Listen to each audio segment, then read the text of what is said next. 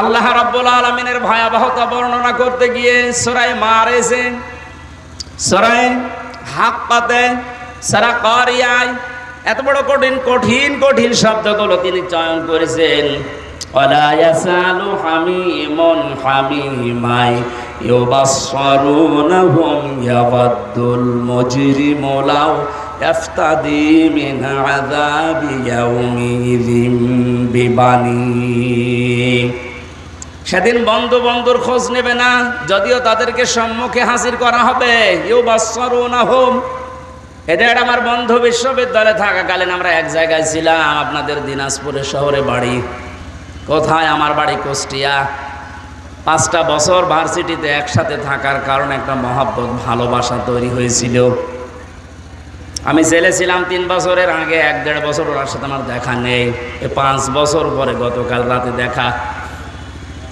এই সময়ে আমার যতটুকু মনে হচ্ছে 5 বছর পরে সঙ্গে সঙ্গে আমার বাড়ি নিয়ে গেছে। সারা রাত বাড়িতে ছিলাম। যদি বলতাম ভাই আজকে সময় নেই, অন্যদিন আসবো, আমার ছেড়ে দিত। এই কথা বলছে না কেন? আল্লাহ রাব্বুল আলামিন প্রথমে বন্ধুর এই শব্দটাই লাগিয়েছেন, ওয়ালা ইয়াসআলু হামিমুন হামিমা। মানুষ বন্ধুর সাথে 10, 15, 20 বছর পরে দেখা হলে একটা আলাদা আবেগ কাজ করে। আল্লাহ ওই আবেগের জায়গাটায় আঘাত দিয়েছেন যে তোর ওই বন্ধুকে সম্মুখে হাজির করা হবে, কিন্তু সে তোকে চিনবে না। ইয়াওয়াদ্দুল মুজরিমু লাউ ইফতাদি মিন আযাবি ইয়াউমিযিন বিবানি।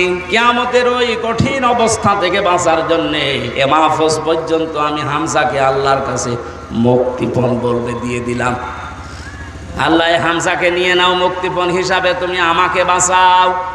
শুধু হামজা না, সাহিবাতিহি ওয়া আখি, ওর বউকে দিতে চাইবে, ওর ভাইকে দিতে চাইবে, বলবে বউ ভাই সব দিয়ে দিলাম। অফাসিলাতি হিল্লাতি তৌবি, জ্ঞাতি গোষ্ঠী যারা তাকে আশ্রয় দিয়েছে রাজনৈতিকভাবে, সামাজিকভাবে, পারিবারিকভাবে, তাদেরকেও বলবে আল্লাহ দিয়ে দিলাম।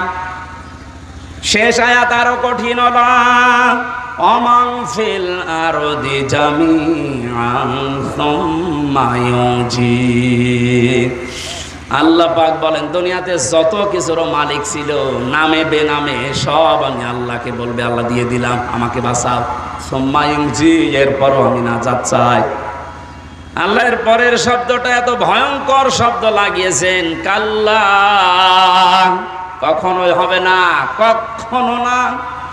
এই যে যতগুলো মানুষকেও দিতে চাইলো মুক্তিপণ হিসাবে, আমি হামজা সহ, বউ সহ, ভাই সহ, জ্ঞাতি গোষ্ঠী, সন্তানাদি, দুনিয়ার সব সম্পদ সহ, আল্লাহ জবাব দিচ্ছেন কাল্লা না, ইন্নাহা লাযা, তোকে আমি লাযা নামক জাহান্নামের যে দরজা আছে ওইটা দিয়ে প্রবেশ করাবো। বলেন নাউযুবিল্লাহ।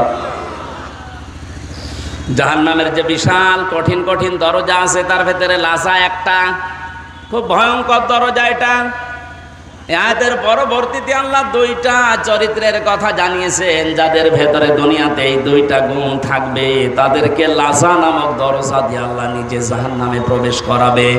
নাযাআতাল লিশশাওয়া তাদউ মান আদবারা ওয়া তাওয়াল্লা ওয়া জামাআ ফাআওয়া। জাহান্নামে লাযায় প্রবেশ করার পরে অবস্থা আল্লাহ বলেন কেমন হবে জানো? আগে চামড়া খসে পড়ে যাবে। দিনাজপুরের মুসলমানেরা, অন্য জাতির মানুষেরা কোন একটা ঘর আল্লাহ বানিয়েছে যে ঘরে প্রবেশ করলে চামড়া খসে যায়? এই সাধারণ ঘর বলে। আমি 3 বছর আগে যেখানে রিমান্ডে ছিলাম 10 দিন, ওনাদের যে সিস্টেমগুলো, যে যে অপরাধ করে তাকে ওই রকম জায়গায় নিয়ে শাস্তি দিয়ে কথা বের করে। পাশে যাকে নিয়ে গেল আমি বললাম ভাই আপনার সাথে কি করেছে? বলে আমারে এমন জায়গায় নিয়ে গিয়েছিল যে এই সমস্ত নখগুলো তুলে ফেলেছে। ওর মামলাও কঠিন, অস্ত্র নিয়ে ধরা পড়েছে।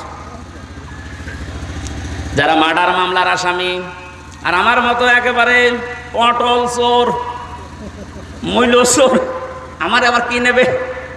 তাও কিছু জিনিস আমার দেখিয়েছিল, এই যে এইগুলো দিয়ে বিভিন্ন জিনিস তোলা হয়। তারপরও তো আমার কোনো জায়গার চামড়া ইনশাল্লাহ ওঠেনি। বলেন তো আল্লাহ কি ঘরের বর্ণনা দিলেন না, ও ঘরে প্রবেশ করলে আপনার চামড়া আগে খসে পড়ে যাবে।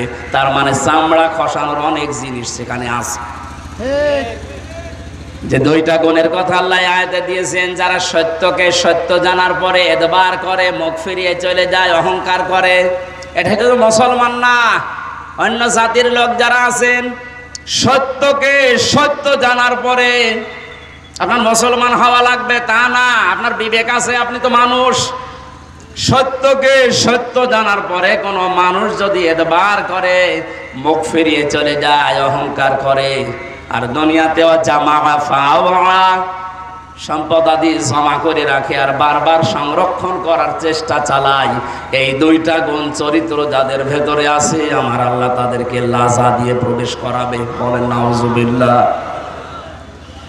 এর আগে যে ময়দানে মহাশারের যে বিশাল বর্ণনার কথা আছে, সন্তান পেট ফেটে বের হয়ে যাবে, শিশু বাচ্চার কথা, দুধের কথাও মনে থাকবে না, মানুষের মাদের মতো ঘোরাফেরা করবে। এ কঠিন কঠিন বর্ণনা দিতে গিয়ে আমার আল্লাহ বলেন, কিয়ামতে এই বাস্তবতায় আমি বিচার ব্যবস্থাকে তিনটা শ্রেণীতে ভাগ করব। আল্লাহর বিচার ব্যবস্থা তিন শ্রেণীতে। কয় প্রকার? বলেন বলেন। সূরা বাকারার 281 নম্বর আয়াত আমরা পড়েছি। আয়াতের ভেতরে আল্লাহ ওইটা জানাচ্ছেন, ওয়াত্তাকু ইয়াওমান তুরজাউনা ফীহি ইলাল্লাহ। তোমরা ভয় করো, শুধু হামজা একা না, ওয়াত্তাকু বহু বচন, এটা সবাই মিলে ভয় করো। ইয়াওমান ওই দিনকে, যে দিনের বর্ণনা এতক্ষণে 4-5 মিনিট দিলাম, এত বড় কঠিন ভয়াবহ অবস্থা আল্লাহ ওই দিনে বানাবেন। আমরা যেভাবে গণনা করি 1 2 3 4 5 6 50 আলফা সানা মিম্মা তাউদ্দুন, আল্লাহ বলেন কিয়ামতের একটা দিন হবে দুনিয়ার হিসাবে 50,000 বছরের মতো লম্বা। এ বিশাল দিনে মানুষ দাঁড়িয়ে থাকবে, সূর্যটা আসবে মাথার আধা হাত উপরে, তামা হয়ে যাবে মাটি, টকবক করে ফুটতে থাকবে মগজ, নাক কান দিয়ে বয়ে বয়ে পড়বে। পুরা ময়দানে একটাই মাত্র আওয়াজ থাকবে, পানি চাই। কি চাই? 42 ডিগ্রি 43 ডিগ্রি চলছে, এই কারণে প্রতিদিন 4-5 কেজি করে অনেকে পানি খাচ্ছে। তারপরও এটা কত দূরে সূর্যটা, তখন আসবে মাত্র আধা হাত বা 1 বিঘত উপরে। এ কঠিন অবস্থাতে মানুষ একটাই আওয়াজ দিতে থাকবে সারা ময়দানে, পানি চাই, পানি চাই, পানি চাই। আল্লাহ পাক বলেন ভয় করো ওই দিনটাকে, তুরজাউনা ফীহি ইলাল্লাহ, যেদিন সবাইকে আমি আল্লাহর কাছে ফিরে যাওয়া লাগবে। সুম্মা তুওয়াফা কুল্লু নাফসিম মা কাসাবাত ওয়া হুম লা ইউজলামুন, প্রত্যেককে তার উজরত পারিশ্রমিক পরিপূর্ণ করে দেওয়া হবে, কারো উপরে আমি আল্লাহ জুলুম করব না। বলেন সুবহানাল্লাহ।